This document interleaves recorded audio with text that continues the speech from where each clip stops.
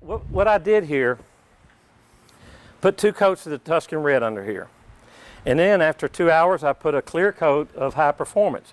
The reason I did, and then I put the chocolate on here. The reason I did that is because if you let this color hit the other color, they blend.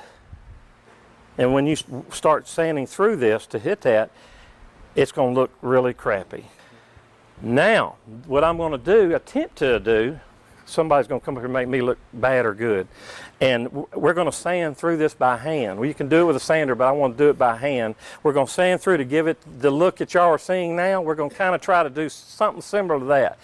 Then when we like it, just to say you got this nice piece of furniture and you've done what we're talking about here, then you like it. Then you top coat that with this clear top coat right here. Okay? Everybody understand so far? Am I going too fast? All right, let it dry 2 hours. Then, it sounds complicated, but I promise y'all this is easier than walking. Almost. Depends on how much you walk.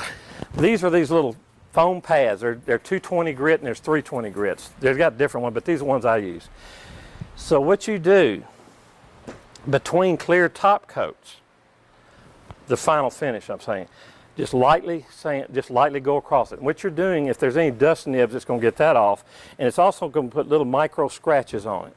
And what that will do will allow you to anchor the next coat on. It's something that grabs on. If it's real slick, I mean, it'll still stick, but it's just kind of like insurance, you know. It just helps it. Now, when you get that 3rd coat on the last coat, I like to let it dry a couple of days maybe. That's just me. And depending on the look you want, you can either let it go or get a brown paper sack. I'll do that and I'll just kind of burnish it, okay? Or 1,000 grit or 2,000, whatever you want, just to get just make it real smooth, if you want it smooth. So everybody doesn't do it that way, but that's, you know, okay, anybody see any problem with that? Yeah. Wait a minute, not you, because you know everything. Not you. He knows, he's been around here, so you know too, because I've worked with you. All right, who else would know? Why would you not use steel wool, or why would you use steel wool? He says he uses steel wool. Huh? What has oil? Does steel wool have oil in it? Yeah, but he's talking the last coat, aren't you? He's talking the last coat, the final finish. After 3 coats of putting a top coat on this, he's steel wools. Now, does anybody have any suggestion or idea about that? I do. I do, exactly. Water-based product, steel. What happens after a period of time?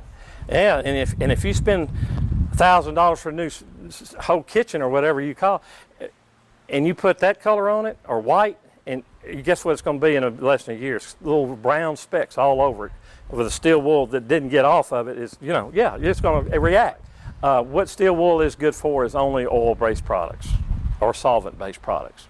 Water-based products, you use artificial sanding sponges. There's all kinds of things you can use, nylon stuff, but man-made stuff is the best stuff. Yeah.